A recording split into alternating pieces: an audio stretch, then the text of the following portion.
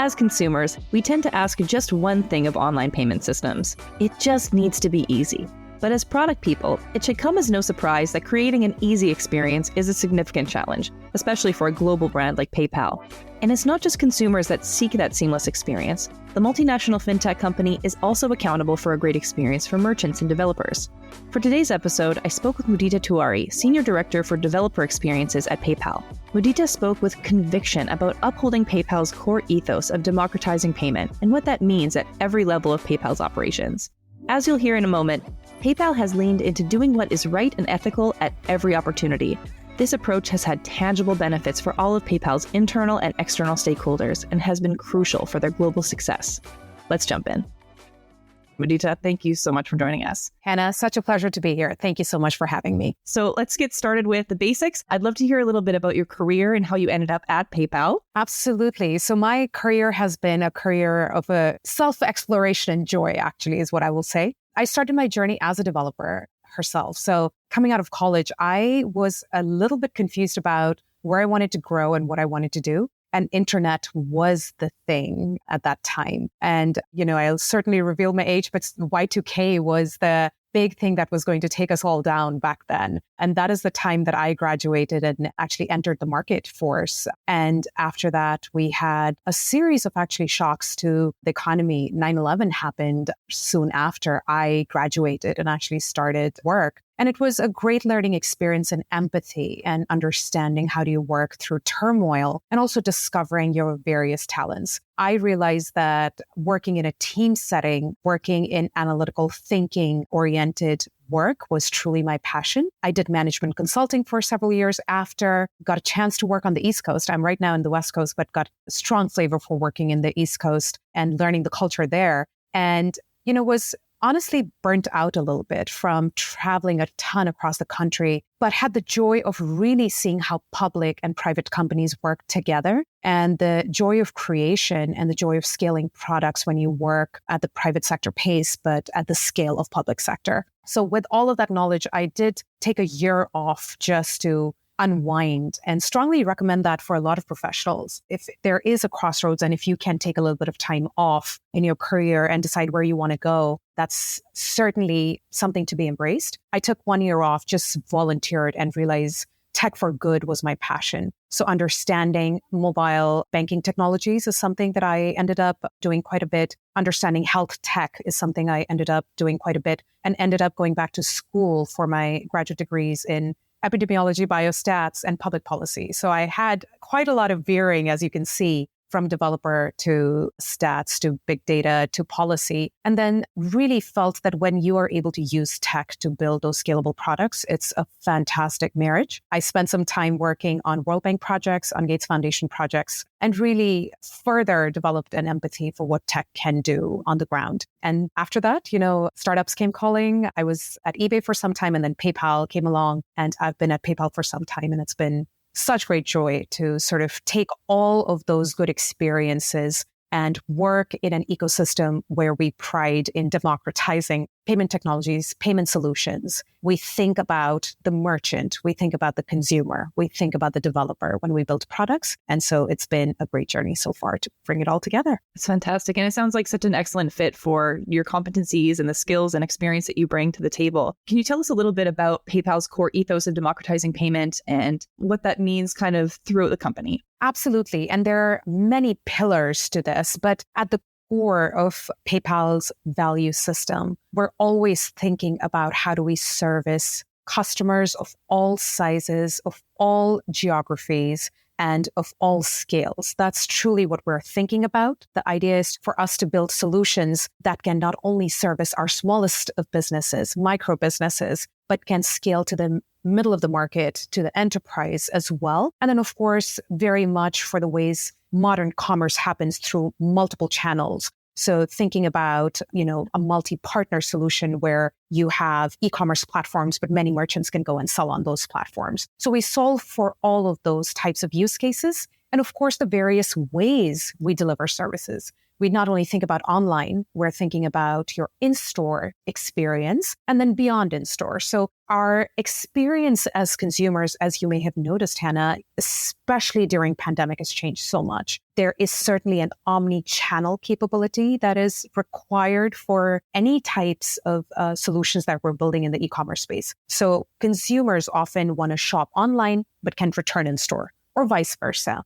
As you may have noticed, and I'll share my own experience, is during pandemic, I just drove up to the storefront and a fine person came to deliver those goods and services to us in the car. That is a novel innovation just happened out of the need, essentially, that we were going through at the time collectively during the pandemic and really shifted the expectations of the consumers and accelerated digital commerce. So if we think about where PayPal is at the moment, our core merchant base is 35 million merchant accounts, as well as 190 million active monthly users. And that's a large global base that we service. As you know, PayPal is also a global company offering services in at least 200 plus markets. And so therefore, our obligation doesn't just end where we're headquartered. It is absolutely beyond our borders. So not only thinking about how we're going to service the consumer, how we're going to service the merchant becomes an equal priority for us because we want to make sure we're thinking about that entire omnichannel experience. And last but not the least, I'm happy to talk about developers and we can go into that next, but it's the persona that brings together our payment operating system into the hands of the merchant experiences and marries the experience very well together. And that's the importance of the developer segment who we service as well. And we have a global audience there, and my team is delighted to service them as well. So I would like to talk about developers shortly, but let's talk a little bit about some of the internal implications around democratizing payments. So from a leadership standpoint, what are the implications there? What does that mean for you? I love that question, Hannah. Actually, I'll go a little bit further. I'll talk about the leadership principles that PayPal has, and I'll pick a couple. We have 12 leadership principles to help us guide the way we operate business at PayPal. So the broad pillars, let me just go through those. The first one is we partner. The second one is we dare. The third one is we deliver. And the last one is we care. So the idea is not only to think about doing the right thing, building the partnerships and the bridges, making sure that through a daring attitude, we are customer champions. And of course, delivery becomes equally important to make sure we're servicing our customers. And lastly, we want to do it with care for our employees. So those are the pillars that we think about, and that's the narrative that ties us together. But I would say that when it comes to democratizing payments, the second pillar to me appeals the most when we talk about we dare. And there are three sub-pillars underneath it. And let me just illustrate those and why we think about this ethos again and again. We talk about being the customer champion. We talk about never standing still, and then creating simplicity and efficiency in the processes that we are servicing our customers with. And why that is important as a pillar goes back to democratizing payments value that we hold so dear. At the end of the day, my job and everyone's job at PayPal is to really service our customers and to think about, their experience with PayPal first. What is it that delights them? What is that irks them? What is it that is an opportunity where we can partner with them to make sure that we're solving problems together? So at the end of the day, if we think about what is it that a consumer wants from us, they typically want a seamless checkout experience, and they want to go ahead and actually buy and transact in the way that they see fit. So the choice of what a consumer wants is what we think about, and that is one pillar of democratization, inclusion, and thinking about what is it that the consumer wants. When we think about the merchant as a second persona, we're often thinking about what is it that the merchant wants in order to set up their business, in order to pay for goods and services. And last but not the least, what is the post-transaction behaviors that need to be serviced? Because once you are done buying and selling from a merchant site, there's also the disputes, there's the resolution, there's the tax management, there's just inventorying, there's an entire back office management that a merchant has to think about. And certainly at PayPal, if we want to facilitate that and make sure that, the merchants have the right data in order to take the post-transaction life cycle forward. And last but not the least, in democratization, we also build our products for sale. And we had talked about this a little bit, and I'll just harp on that a little bit again. We want to make sure we're building for global merchants, global consumers. And that's when we think a lot about how are we localizing our experiences? How are we internationalizing our experiences? We think a lot about how is it that we should position our brand in various locations? How do we meet the regulatory requirements? So the nuance of building product is entirely dependent on the core value of making sure that you build with the mind of the customer at the end of the funnel. And for us as leaders, the core principles that we follow, and depending on the journey of our teams, we flex on each of those major 4 pillars. But certainly I would say for me, being a strong customer champion and never standing still for their needs is extremely important to run our own organizations. Wonderful. And there's also a consideration of the developer. So the developer experience, this is somewhat of a competitive advantage for PayPal because as a global product, there's also considerations in terms of what the developer experience will be when it comes to API. What makes PayPal's experiences for developers unique that you're so proud of? Yeah, so passionate about this area. And so I speak for hours on this. Hannah, you're absolutely right. When done right, developer experiences can be a huge advantage for PayPal and are starting to be exactly that. To be very transparent, we got a lot of feedback from developers that they needed more attention and more care from us. And that is exactly where the company pivoted about 2 years ago, I would say, or so. And we formed a team dedicated to developer experiences. And I'm very thankful we in our team have product managers, we have technical content writers, and we partner very closely with our, who we call N-in-the-box team leaders. So engineering is core to our partnership, so is design, so is user research, so is,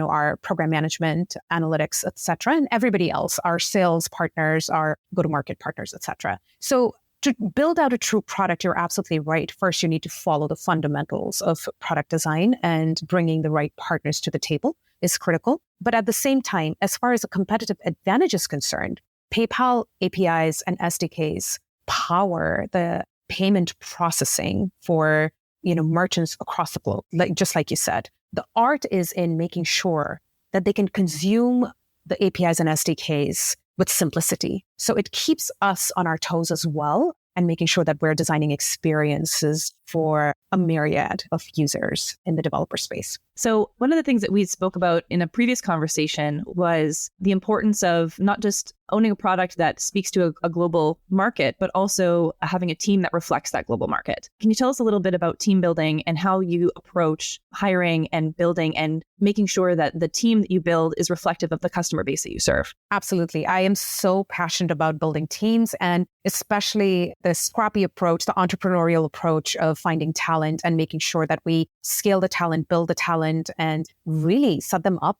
as the next generation of leaders. That's truly, truly a passion of mine.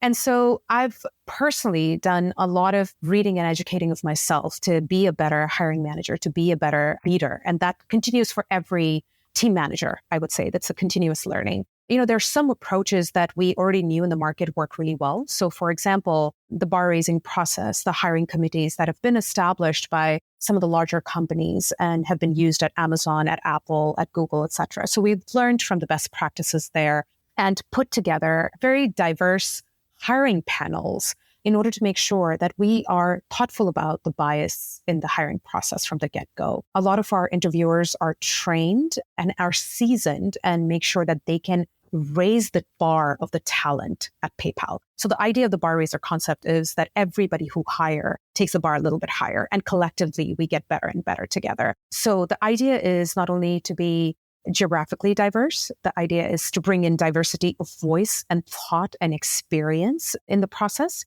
And through the panel that we put together, we're able to meet and make sure that we are discussing and we are holding each candidate through the same lens, essentially, and really hold each other accountable in the process as well. So that has been a great learning and a fantastic process that we use every single time we hire. In addition, I would say we are very thoughtful about the onboarding process for our talent. You must have read this in a lot of intelligent magazines that a lot of times people quit not because of the role itself or the opportunities. It might be because of the managerial gaps that they might perceive very quickly as they onboard. And that onboarding experience is so critical, and making sure people have a smooth start. They have mentors, they have buddies in the system. Making introductions and getting them ready is important. And then getting them through the 30, 60, 90. So that's extremely important. So care in hiring is extremely important. Then making sure retention and growth is equally important. It's not just about hiring, getting people through the pipeline, but it's making sure that we care deeply about our people and grow our talent. And then, of course, I would quote my CTO on this one. Sri Shivananda gives us great frameworks of thinking about talent, thinking about like opportunities, etc. And oftentimes he's given me good advice that if you have fantastic talent, just let them grow. Give them the guardrails and just let them do their thing. And which has been extremely freeing for me as a manager. And then, of course, there might be other folks who might need more help with the skill set development. So you invest accordingly. They might need more help with opportunities. So you make sure they have a seat at the table, etc. So it's various ways that you take care of your employees, retain them, and really take an active interest and build a relationship with your team. So true joy in doing that. And I would say that outcomes have been very fabulous as a result of applying these. Your passion for leadership really comes through. It sounds like you're a joy to work for. So carry on with the theme of team building and leadership. You actually built the developer experiences team at PayPal. So I'm sure that you've got lots to share about that process, but I'd love to talk a little bit more about the process of team building and building powerful teams, especially in a hybrid and remote first environment. What are some of the intricacies associated with building those teams, but also sustaining them and nurturing them when you don't have necessarily in-person experiences? I think that is such a relevant question because I feel we're still sort of in the pandemic, or we're done with the pandemic. I can't tell. I rely on experts for that, but it seems like people's lifestyles have changed quite a bit as a result of the pandemic. At least that much we know. As you know, a lot of companies are talking about bringing folks back in at least a couple days a week to improve collaboration. And I empathize with that. I understand that. But at the same time, there are many employees who have chosen to be remote. In these circumstances, they may have moved, their family situations might have changed, and we honor that regardless. So how do you then make sure that you're still remote friendly, remote inclusive, and you still can collaborate when possible? So I think at least during the time of the pandemic, there were great advancements made in collaborative tool technologies, et cetera, within the company. So for example, we certainly have, suites that allow for collaboration, whiteboarding, et cetera, even online. Not only that, I think where leaders can do a much better job is to make sure that if there are remote folks, you bring them to the table, you allow them and open the door for them to make sure they're either proactively contributing through your help and through the back channeling that may have happened, or you ask them what is the best way to communicate and really be mindful of their communication style. What ends up happening in a hybrid situation is oftentimes people in the room tend to take up the space just because they're there, and we are very conversational species. So obviously, conversations happen when you are in a room together, and you may not notice what is happening on the screen, and you may not notice that somebody has their hand up, etc. So at minimum, people managers and leaders have to be very mindful of that. And that is something we talk about actively. Not only that, what I've learned from my leadership is some leaders do a very good job of saying that, oh, that person was trying to say something. Can we give them a chance to just complete? And so that opens up the space and sets the tone, etc. So I would say just giving people a seat at the table to collaborate is number one. The second piece is collaborative work. So we do a lot of deep thinking, deep writing, deep strategy through a mixed environment where people are remote only, people are in office, and vice versa. But we use several tools to collaborate together. And I think, there's a lot of co-development, that asynchronous and synchronous co-development that can happen, getting people together. And then last but not the least, when you do releases, when you make sure that the product is ready for the market, make sure that you're patting people on the back, including your partners. And that is extremely important because what we've often seen is that sometimes, inadvertently so, we've forgotten that one person who did contribute, but was maybe slightly introverted and did not toot their horn and we forgot to mention them. So you have to be very deliberate about making sure you're thanking the team and you're calling out, people who help you win. And so again, like a 360 loop of making sure that inclusion from the get-go, thoughtfulness from the get-go, a collaborative strategy and decision-making, and then of course, delivery and scratching each other's back and celebrating each other. So important. And I think anyone who's worked on a team can empathize with both of those sides of the coin. So last thing I wanted to touch on before we wrap up, and it's kind of calling back to something that you mentioned in a previous question, was eliminating bias or being mindful of bias and trying to remove it from the hiring process. But I'm also curious how you and your team are mindful of biases and mindful of eliminating them as much as possible throughout the management process and how decisions are made within the team. Absolutely. Yeah. So, I would say the true win that I feel that I've had at PayPal is really building a team from scratch. And that was the developer experience team. When we started this team, we really had a small team of technical writers and one product manager. And we've grown since, and very thankful that we were able to bring the leadership along, convince the value of investing in developers, and making sure we adhere to the principles of PayPal while doing so. So I think I could not have asked for a better job where I could run my startup within an established company. So that's the fun that we've had. And I hope every leader gets the joy of this experience in their lifetime. I would say that we spoke about the 12 leadership principles. And the good thing at PayPal is that we are serious about goals we set for ourselves, performance goals, personal development goals, as well as the targets that we're marching towards. However, we as humans are not just targets to service, essentially. We are building creatively solutions for the market, and therefore providing given the system and making sure that we are able to modulate ourselves throughout the year as the market moves. So that is very important. But the process of goal setting allows us to march towards something and make sure we can course correct along the way. So that is one great thing.